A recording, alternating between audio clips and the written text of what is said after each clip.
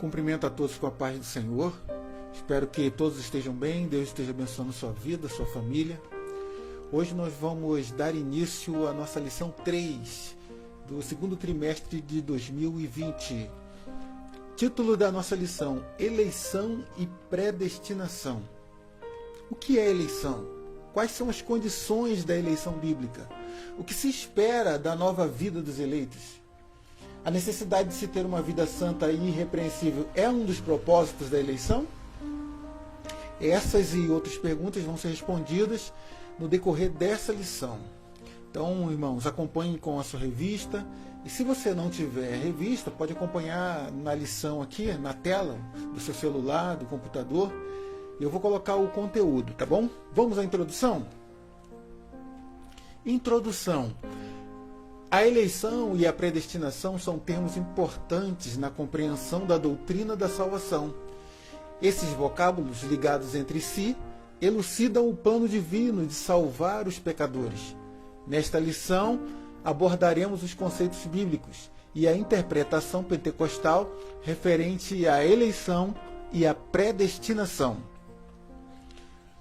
Irmãos, esse assunto eleição e predestinação, ele faz parte da teologia no que diz respeito à salvação do homem. É a matéria que trata da mecânica da salvação, a forma como o homem será salvo. E essa abordagem não é uma abordagem única, é uma abordagem múltipla. Dentro desse assunto, eleição e predestinação, nós podemos encontrar 4 visões soteriológicas. A soteriologia é o ramo da teologia que estuda a salvação do homem. Então, a primeira visão é a visão dos pelagianos. Visão essa que afirma ser o homem o único agente da salvação. Que a salvação só depende única e exclusivamente do homem. Segunda visão, semi-pelagianos, que defende que o homem ele dá início ao processo da salvação e que logo a esse início dado pelo homem, Deus responde. Ou seja, a salvação começa pelo homem e aí Deus entra em ação para salvar o homem. Terceira visão, a visão dos arminianos. Essa visão ela ensina que Deus inicia o processo da salvação e o homem responde a Deus nesse processo, que é o contrário do anterior, dos semi-pelagianos. Ou seja, Deus ele inicia o processo, Deus gera esse processo de salvação e o homem ele atende com um sim ou não a esse chamado de Deus. E a quarta e última visão, a visão dos calvinistas. Essa visão dos calvinistas, ela argumenta que Deus ele é o único agente da salvação. E que Deus, ele predestina uns para serem salvos e outros para serem condenados. E para os irmãos terem uma noção, 80% dos evangélicos, eles são de confissão soteriológica arminiana. Ou seja, a grande maioria dos evangélicos, eles creem, professam essa visão dos arminianos, que Deus dá início ao processo da salvação, Deus gera e o homem atende a esse chamado, a essa oportunidade aberta por Deus, Deus que disponibiliza isso. Quero colocar para os irmãos aqui alguns exemplos de igrejas que elas professam essa linha teológica, pelo menos dos arminianos e de calvinistas, que são as principais aqui do Brasil. Exemplos de igrejas calvinistas é a Igreja Presbiteriana e a Congregação Cristã do Brasil. Aqui no caso da Congregação Cristã do Brasil, ela tem um ramo no calvinismo, mas também em alguns pontos da sua doutrina ela atende aí o que ensina os arminianos. Igrejas arminianas, Igreja Metodista e Assembleia de Deus. Como eu falei para os irmãos, 80% dos evangélicos eles têm essa visão arminiana no que se refere à salvação. Primeiro tópico: eleitos para uma vida santa e irrepreensível. Subtópico 1: a eleição divina. A dádiva da eleição precede a nossa existência. Antes da fundação do mundo, Deus planejou salvar e capacitar para uma vida de santidade os que Ele elegeu de antemão. 1. A eleição divina. A eleição traz a ideia de escolha.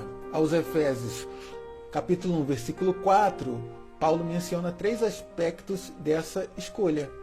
1. Em quem fomos escolhidos? Em Jesus. Por isso, ela é cristocêntrica. 2. Em que tempo se deu essa escolha? O tempo é dito como antes da fundação do mundo. 3. E qual a finalidade? Para que fôssemos santos e irrepreensíveis. Donald Stamps, editor da Bíblia de Estudo Pentecostal, afirma que a eleição de pessoas ocorre somente em união com Jesus Cristo e que ninguém é eleito sem estar unido a Cristo pela fé. Nossa declaração de fé assevera que Deus elegeu a igreja desde a eternidade, antes da fundação do mundo, segundo a sua presciência.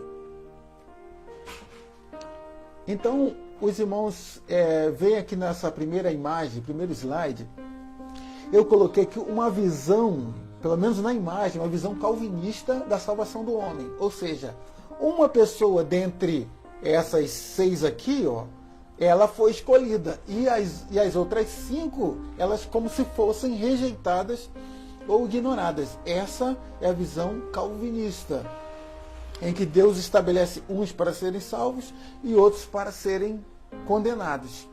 Mas em toda a lição, nós vamos fazer aqui um estudo dentro da visão arminiana, porque essa é a profissão de fé, está dentro da profissão de fé das Assembleias de Deus. Então, Efésios capítulo 1, versículo 4, ele traz 3 importantes perguntas sobre a eleição divina. Efésios capítulo 1, versículo 4. Como também nos elegeu nele antes da fundação do mundo, para que fôssemos santos e irrepreensíveis diante dele em amor. Então, aqui nós temos 3 respostas importantes sobre o assunto eleição divina. Primeira pergunta: em quem fomos eleitos?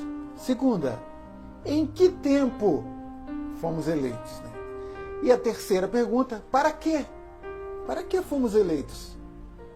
Em quem? Em Jesus.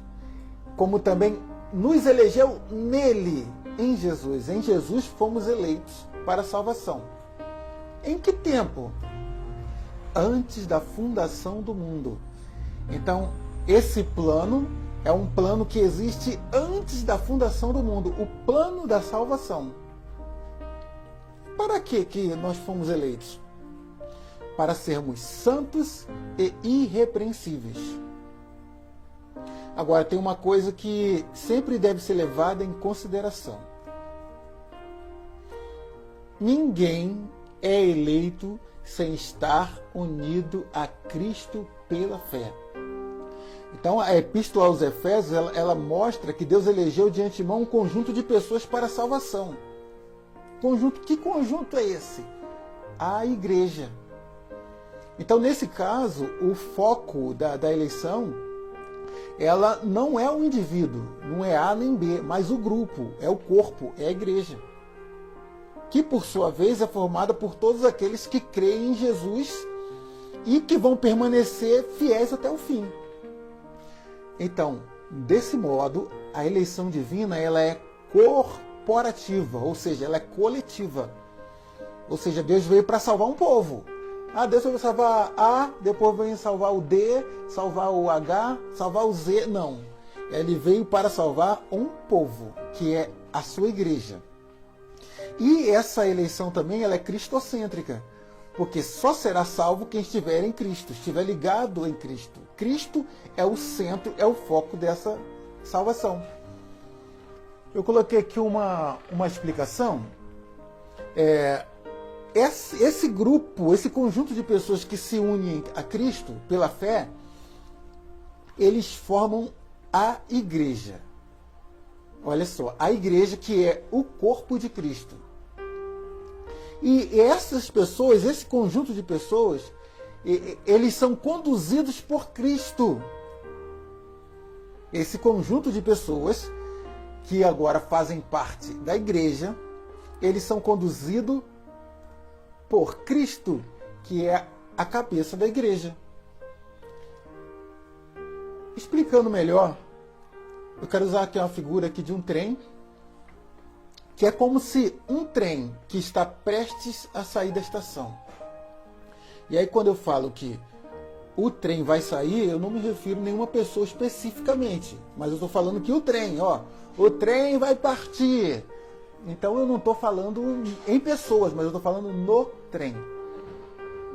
A Bíblia diz que a igreja foi eleita por Deus. Então eu quero colocar que a igreja é o trem. Quem conduz o trem ao seu destino? Quem que leva um trem? O maquinista. Então, da mesma maneira, Jesus conduz a igreja eleita para o céu. Quem vai chegar no destino do trem? O trem está indo para um local. Quem vai chegar neste local? Quem estiver debaixo do controle ou sob o controle do maquinista.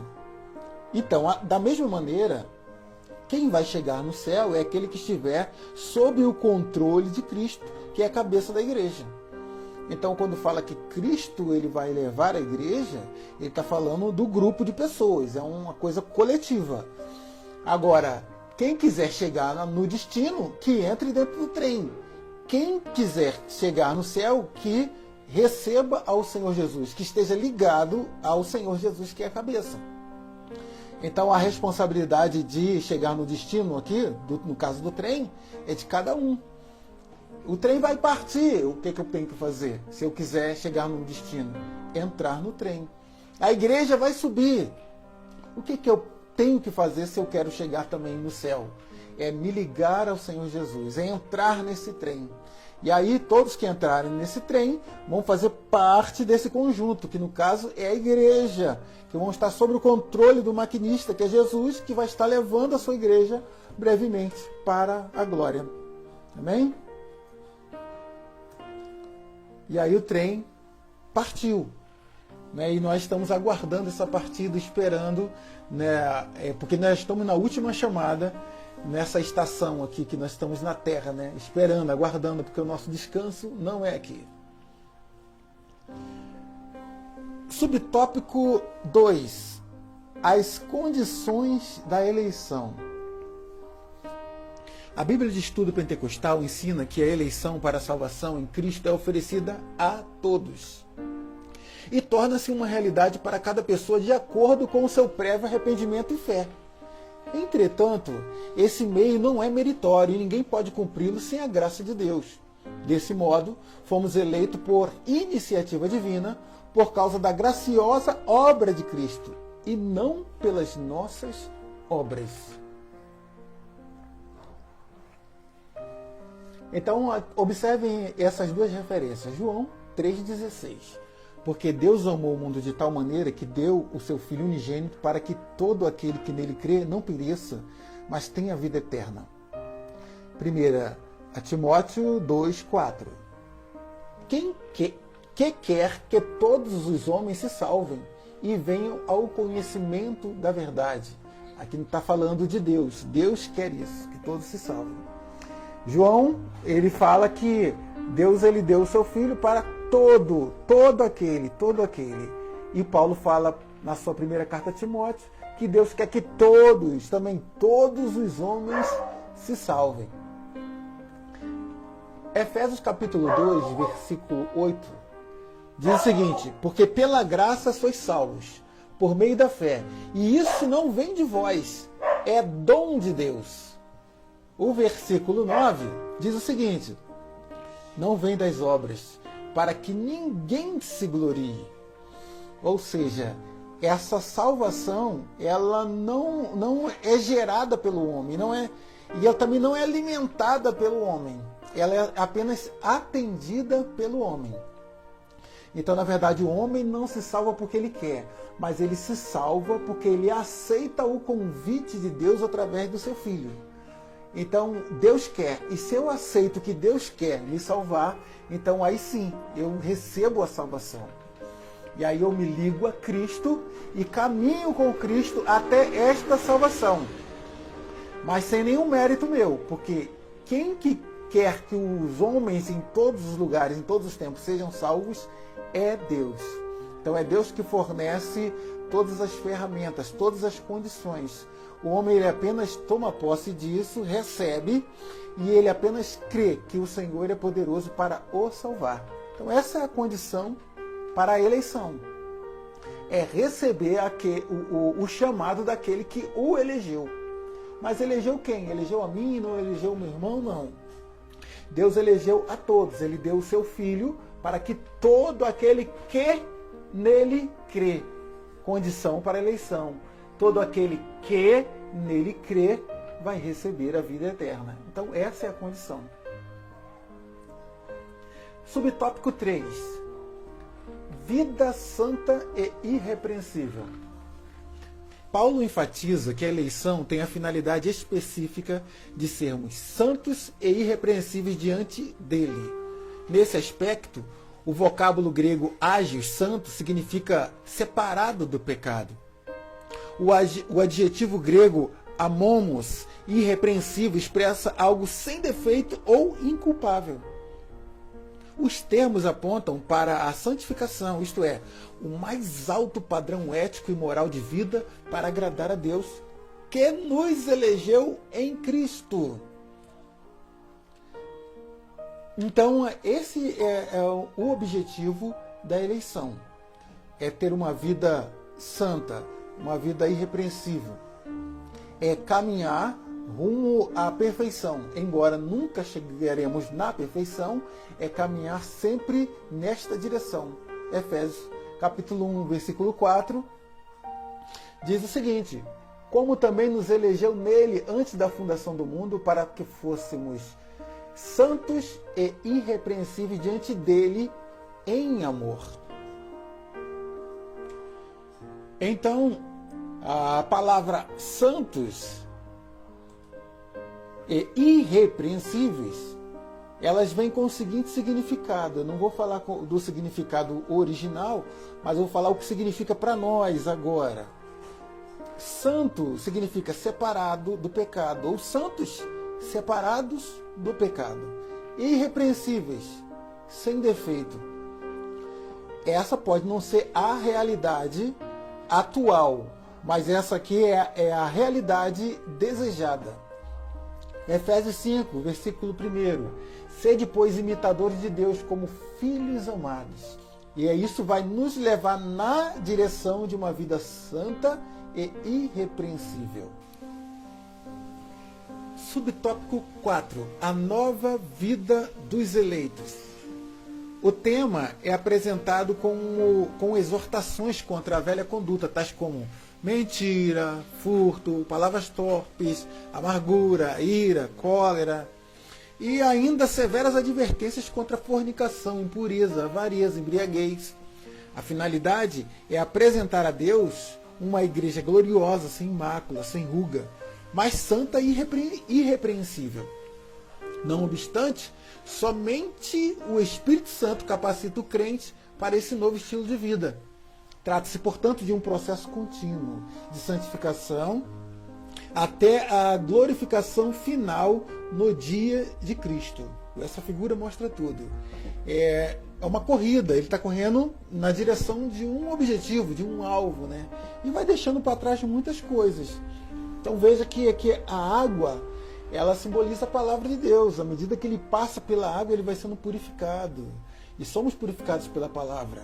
E veja aqui nos braços aqui do atleta, ele deixa para trás o furto, deixa para trás a mentira, deixa para trás aqui na perna dele, a ira, a amargura, tudo isso São coisas velhas, agora nós caminhamos para um novo objetivo em Cristo Jesus, uma nova vida para a qual nós fomos eleitos.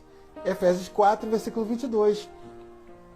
Que quanto ao trato passado vos despojei do velho homem, que se corrompe pelas concupiscências do engano. Então, o velho homem vai ficar para trás, aquilo foi passado. Aquela pessoa que se irava por tudo, aquele que mentia, aquele que roubava, uma pessoa, né, totalmente avessa à vontade de Deus, mas agora ele ama a Deus, agora ele quer louvar, ele quer ler a palavra, sabe? Ele quer expressar, ele quer transparecer isso. E o objetivo é mudar muitas coisas passadas. Efésios 5, versículo 3. Mas a prostituição e toda a impureza ou avareza nem ainda se nomeia entre vós, como convém a santos. Isso ficou para trás. Todas essas coisas impuras ficaram para trás e agora é uma nova vida, uma vida santa, uma novidade de vida, porque realmente tudo agora se faz novo.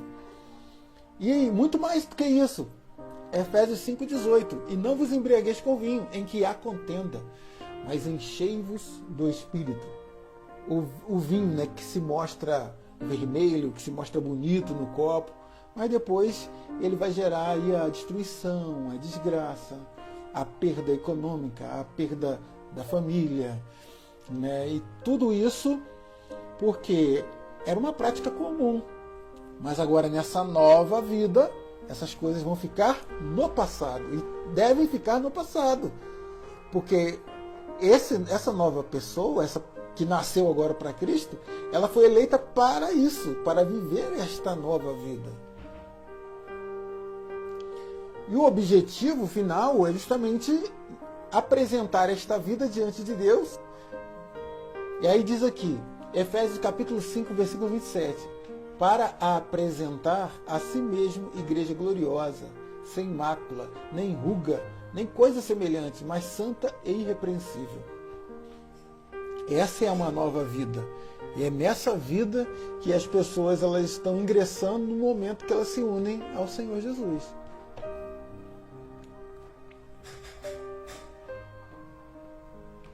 Segunda carta aos Coríntios, capítulo 3, versículo 18. Mas todos nós, com cara descoberta, refletindo como um espelho a glória do Senhor, somos transformados de glória em glória na mesma imagem, como pelo Espírito Santo. Da lagarta à borboleta, uma mudança muito grande. Então aqui, da lagarta, todo esse processo até chegar no momento em que ela pode voar. Então esse aqui é o exemplo de uma transformação, da mesma maneira que a pessoa é transformada quando se aproxima de Cristo, quando aceita o Senhor Jesus. Tópico 2. Predestinados para filhos de adoção. A palavra predestinar mostra que o destino dos eleitos foi feito na eternidade. Subtópico 1. A predestinação. O termo grego proorizo, traduzido como predestinar, é formado pelo vocábulo orizo, que significa determinar, e pela preposição pro, que indica algo feito antes, ou seja, predestinar significa literalmente determinar antes. A Bíblia de Estudo Pentecostal esclarece que a predestinação se aplica aos propósitos de Deus inclusos na eleição. Que a eleição é a escolha feita por Deus em Cristo de um povo para si, e que a predestinação abrange o que acontecerá ao povo escolhido por Deus. Por conseguinte, nossa declaração de fé ensina que a predestinação dos salvos é precedida pelo conhecimento prévio de Deus daqueles que, diante do chamamento do Evangelho, recebem a Cristo como seu Salvador pessoal e perseveram até o fim. Logo, foi vontade de Deus reconciliar os pecadores e torná-los seus filhos. Deus sabe, pela a sua presciência, né, quem é que vai se salvar ou não, mas ele não interfere nessa salvação. Então essa palavra predestinação, o sentido dela pode causar surpresa, né? Porque é determinar antes, mas se é determinado antes, então não tem nada para se fazer, que eu faço se já foi determinado? Mas eu vou explicar com um exemplo aqui. Exemplo de uma mãe que quer o melhor para o seu filho. E aí, pela experiência dela, ela sabe qual é a melhor decisão para ele. Então, ela orienta o filho, né? Mas ela poderia, de maneira radical, proibir de tomar decisão errada. Mas ela só fala, meu filho, não faz isso, minha filha, olha, cuidado. Aí, continuando nesse exemplo, esse filho ou filha se casa, e aí, né, essa mãe que orientou, olha, nesse casamento eu tô vendo que não vai dar certo. Aí depois de tomar a decisão, tudo sai fora do controle, aí as coisas, né, dão tudo errado. Dificilmente esse filho ou filha, ele vai voltar para a mãe e dizer assim, mãe, por que você não me impediu, se você sabia que não ia dar certo? Sabe por que ele não poderia falar isso e não vai falar? Porque ela orientou, mas ela tinha que respeitar o direito dele ou dela de decidir. Ou seja, um livre-arbítrio. Assim é Deus. Deus sabe, pela experiência dele da eternidade, ele sabe tudo, né? Deus sabe tudo. Imagine, se uma mãe tem uma experiência e sabe que uma coisa pode dar errado e acaba dando, imagine Deus. Deus sabe todas as coisas.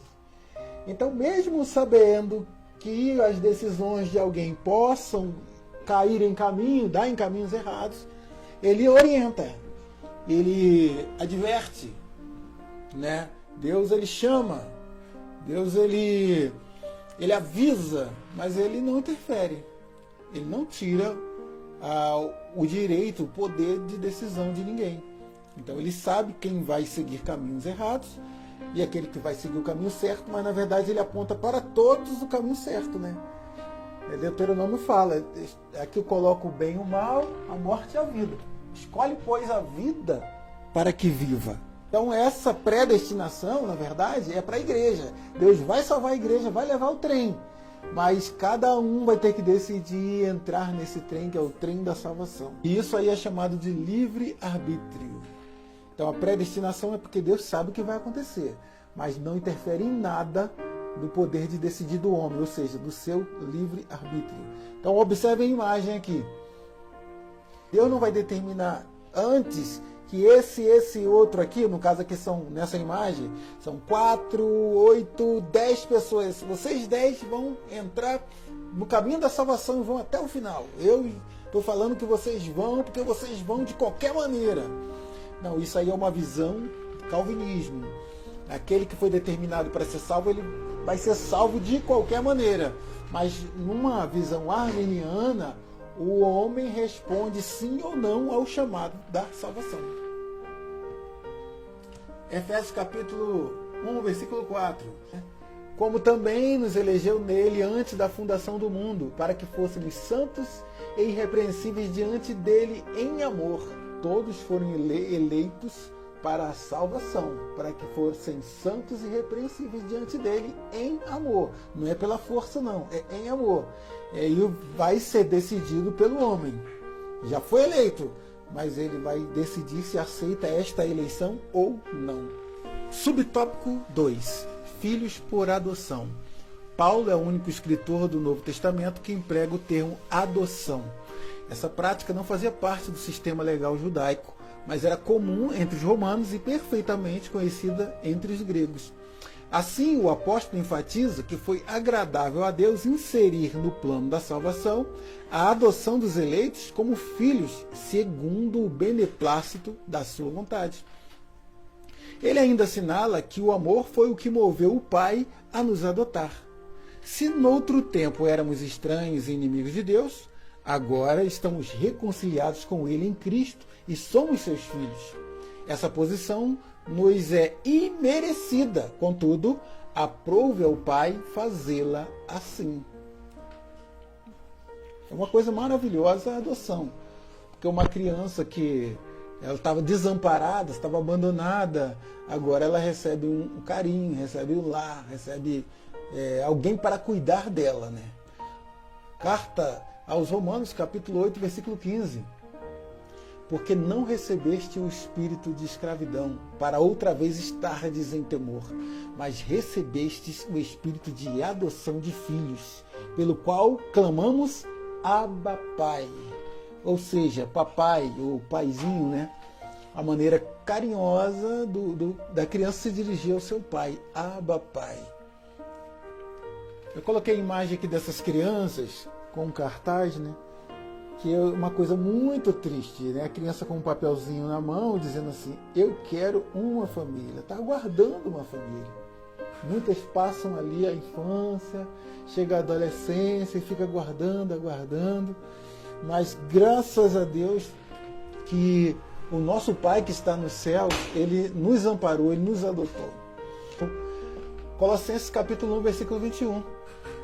A vós também, que noutro tempo eres estranhos, inimigos no entendimento, pelas vossas más obras, agora, contudo, vos reconciliou. Deus, Ele veio, nos encontrou abandonado, desamparado, perdido, destinado à destruição e nos salvou. Nossas obras não mereciam nada disso. Como diz o versículo, eram obras más. Nós éramos inimigos, estranhos. Mas Ele veio e nos reconciliou, nos adotou. Subtópico 3. Os privilégios da adoção. Deus criou o ser humano para estar em comunhão com Ele, mas o pecado rompeu essa dádiva. Entretanto, em Cristo, o Pai reconciliou-se com os homens, adotando os escolhidos. Nesse sentido, o apóstolo Paulo usa uma analogia da adoção na sociedade romana, e em que o filho adotado recebia o direito ao nome e aos bens de quem o adotava. Igualmente, na filiação divina, Deus predestinou as bênçãos de um novo nome, de uma nova imagem, a imagem de Cristo, aos eleitos. Então, Deus concede a redenção e a remissão dos pecados e restabelece a comunhão com o pecador, dando-lhe o direito de clamar Abba, Pai. Isto é, o direito de ter intimidade com o Pai. Isso significa que passamos a ser herdeiros de Deus e co-herdeiros de Cristo, das promessas a Abraão e da vida eterna. Tendo sido aceitos por Deus, fomos transformados em filhos para seu louvor e glória. Vamos aqui uma apresentação no slide para explicar esse privilégio da adoção. Então o homem ele foi feito para estar em comunhão com Deus. Olha, o homem e Deus. E a palavra em Gênesis, capítulo 3, versículo 8, a primeira parte do versículo diz o seguinte: e ouviram a voz do Senhor Deus, que passeava no jardim pela viração do dia. Era um contato muito próximo. Deus passeava pela viração do dia, pelo jardim, conversava com o homem, tinha comunhão com o homem e o homem comunhão com Deus. Porém, aconteceu uma tragédia, o pecado. Isaías 59, versículo 2, a primeira parte do versículo. Mas as vossas iniquidades fazem divisão entre vós e o vosso Deus. E aí houve uma separação, uma quebra dessa comunhão. O homem que tinha um contato próximo com Deus, agora ele estava afastado de Deus. Olha, o homem de um lado, Deus do outro. Porém, Deus já tinha preparado um plano. Enviou seu Filho Jesus para restaurar a comunhão antes perdida. Então, através de Jesus, os nossos pecados foram perdoados e temos comunhão com Deus. Segunda carta aos Coríntios, capítulo 5, versículo 19. Deus estava em Cristo reconciliando consigo o mundo, não lhes imputando os seus pecados, e pôs em nós a palavra da reconciliação. Mas eu errei muito, esquece o seu erro. E aí agora esse homem que tanto errou, tanto pecou, agora está tendo o privilégio de retornar para Deus, de se aproximar de Deus, de se ligar novamente a Deus através do seu Filho Jesus Cristo. João capítulo 1, versículo 12, ele faz dá uma palavra que é uma grande revelação que vem nos ajudar nessa lição. Mas a todos quanto o receberam, deu-lhes o poder de serem feitos filhos de Deus, aos que creem no seu nome. o privilégio da adoção para todos que o receberem. Por que é que tem gente que não se salva? Porque é aos que creem no seu nome. Então, a adoção de filhos é para todos, mas só recebem os que creem no seu nome. Tópico 3. A sublimidade do propósito divino na predestinação. Subtópico 1. Predestinação e salvação. A excelência da predestinação está na provisão de bênçãos espirituais aos eleitos pela vontade divina em Cristo e por seu incalculável amor. Predestinação e salvação. O soberano Deus não predestinou incondicionalmente pessoa alguma à condenação eterna, mas deseja que todos se arrependam e convertam-se de seus maus caminhos. Nas 6 vezes que a palavra, no caso a palavra predestinação, aparece no Novo Testamento, nenhuma delas faz referência à condenação de pecadores. Portanto, não houve uma dupla predestinação em que Deus decretou e escolheu que uns vão para o céu e outros para o inferno. Nossa declaração de fé assevera que a predestinação bíblica diz a respeito apenas à salvação, sendo condicionada ao arrependimento e à fé em Cristo Jesus, segundo a presciência divina. Observem o desenho, a figura. Então, a errônea ideia de que Deus ele vai dirigindo uns, deixa que uns ou abandona ou dirige uns para o fogo do inferno e outros para entrar na porta do céu, aqui à esquerda, né? E à direita ali o fogo do inferno, é uma visão errada. Observe que a pessoa que está como se fosse direcionada com uma marionete aqui, ela tem na sua mão uma tesoura. E aí ela vai decidir para onde ela quer ir, uma vez que ela corta os fios, ela não é controlada. Então Deus não controla ninguém, mas a pessoa, ou o próprio ser humano, ele tem na sua mão essa tesoura que é o seu direito de decidir, né? Eu quero seguir. Eu não quero mais seguir. Eu não quero mais esse caminho para mim. Que a predestinação, ela não interfere no livre-arbítrio. Então a salvação vai depender da decisão dele, de escolher. Não, eu não quero ir para o inferno, eu quero ir para o céu, eu quero me ligar a Cristo, eu quero ter uma vida nova. Atos 17, versículo 30. Mas Deus, não tendo em conta os tempos da ignorância, anuncia agora a todos os homens, em todo lugar, que se arrependam. Não quer saber do que ficou para trás. Mas agora ele faz um anúncio, ele faz um chamamento. E esse chamamento é para todos os homens, em todos os lugares, em todas as épocas, em todas as eras, que se arrependam. Primeira carta de Paulo a Timóteo, capítulo 2, versículos 3 e 4. Porque isto é bom e agradável diante de Deus, nosso Salvador, que quer que todos os homens se salvem e venham ao conhecimento da verdade. Então aí está a porta aberta. E aí, no caso, as pessoas elas entram, não são empurradas e forçadas. Não, você vai ter que ser salvo, mas elas entram motivadas por aquilo que está escrito em João, capítulo 12, versículo 32. E eu, quando for levantado da terra, todos atrairei a mim. Então, veja bem, a cruz, ela nos atrai, esse amor incondicional, que se entregou, que se derramou, que sofreu, que morreu e ressuscitou para nos salvar, esse amor nos atrai. Subtópico 2, predestinação e o amor. Antes de Deus criar qualquer coisa, o seu plano de redimir a humanidade e de definir o destino dos crentes estava estabelecido. Por conseguinte, a Bíblia mostra que a redenção divina não foi uma medida de emergência. Ao contrário, era o plano imutável do amor de Deus desde sempre. Aqui consiste a sublimidade dos propósitos eternos em prover a salvação. O amor de Deus. Foi por amor que Ele nos elegeu e nos predestinou em Cristo. Isso implica dizer que a salvação como favor imerecido provém do amor de Deus. Não obstante, os que se achegam a Deus não são coagidos, quer dizer, não são forçados, mas atraídos a Ele. Essa predestinação aí, ela está intimamente ligada com o amor, porque é um chamamento, essa predestinação é um chamamento para todos. E isso já estava no coração de Deus, esse desejo de que eu e você nos aproximássemos do Senhor. Mas de maneira nenhuma nós seremos coagidos a fazer isso, mas faremos isso por amor. Conclusão: Cristo morreu por todos e por cada um dos pecadores.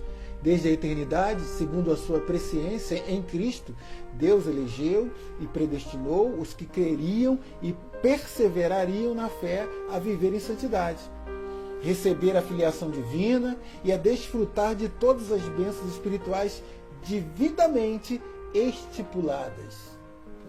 Eu quero fazer parte dessa igreja. E você? Tem vontade de fazer parte da Igreja de Cristo? Então hoje é certamente a sua oportunidade. Diga sim a esse chamado, receba a Cristo como Senhor da sua vida, né? Autor e consumador da nossa fé. Ele vai te dar fé, e essa fé com certeza vai te conduzir à salvação. Não precisa se preocupar, porque isso não vem de você, é um dom de Deus.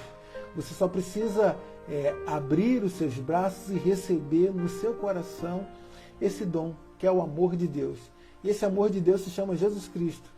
E esse amor que nos constrange, que morreu na cruz do Calvário para salvar a todos nós, para nos fazermos filhos de Deus.